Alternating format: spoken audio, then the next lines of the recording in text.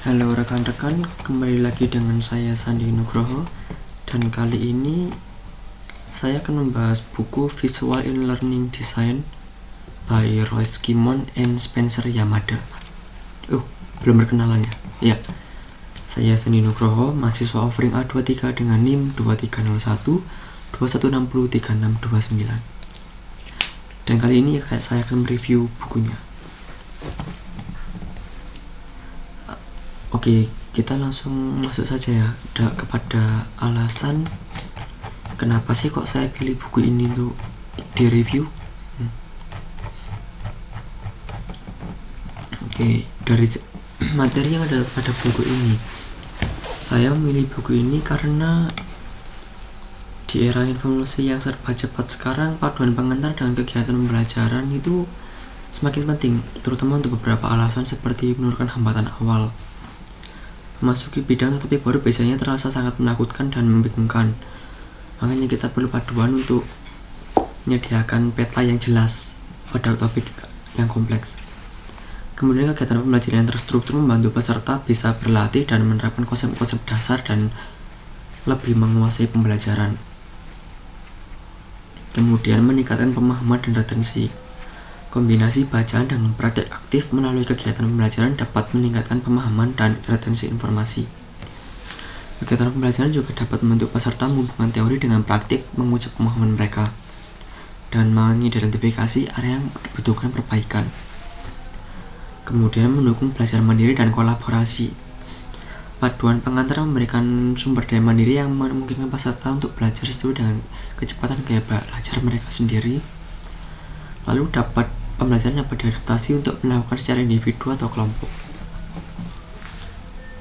Kemudian poin penting yang menjadi kesukaan saya yaitu memberikan penilaian dan umpan balik, di mana kegiatan pembelajaran seringkali disertai dengan pertanyaan atau penilaian informatif yang membantu peserta mengukur kemajuan mereka dan mengidentifikasi area yang perlu ditingkatkan. Lalu menciptakan pengalaman belajar yang menarik dan menyenangkan. Kegiatan pembelajaran yang dirancang dengan baik dapat membuat proses belajar menjadi menyenangkan dan interaktif. Ini dapat meliputi permainan, simulasi, diskusi kelompok, dan aktivitas kreatif lainnya. Dan juga pengalaman belajar yang positif meningkatkan motivasi dan keterlibatan peserta, membuat mereka lebih cenderung untuk melanjutkan belajar dan mencapai tujuan mereka. Dalam buku ini juga membahas latihan penting seperti latihan untuk membuat desain blog, desain guide, image format, color use, dan banyak lainnya. Seperti ini. Visual learning design, kita dapat mempelajari graphic design, instructional design, dan UX design. Dimana mungkin dengan mempelajari hal itu kita bisa membuat media interaktif yang membuat pelajaran jadi lebih menarik lagi.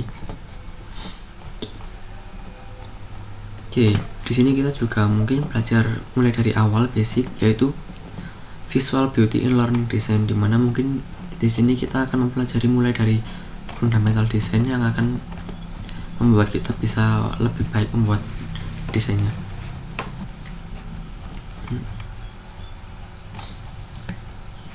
Nah, dalam buku ini juga mengajari tentang visual estetik. Dengan begitu mungkin kita bisa membuat website yang lebih menarik lagi. Lalu bagaimana tentang visual estetik mempengaruhi pembelajaran?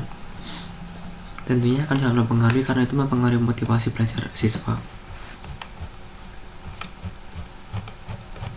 Oke, dan masih banyak lagi poin-poin menarik dari buku ini yang mungkin bisa dibahas di lain kesempatan. Oke, penerapannya dalam kehidupan sehari-hari yaitu paduan pengantar kan mungkin bagus ya, apalagi untuk kita pemula dalam bahasa pemrograman dan kegiatan coding. Lalu juga bisa menggunakan kita bisa belajar step by step supaya lebih mengasah keterampilan teknis dan komposisinya. Lalu memiliki latihan kesederhanaan dan kegiatan journaling untuk mempraktikkan relaksasi dan manajemen stres. Kesimpulannya, buku ini merupakan alat yang ampuh untuk meningkatkan aksesibilitas pengetahuan, mendorong belajar mandiri, dan menciptakan pengalaman belajar yang positif dan efektif. Sangat penting juga untuk membuat proses belajar lebih menarik, interaktif, dan bermakna. Sekian dari saya, sampai jumpa di video berikutnya.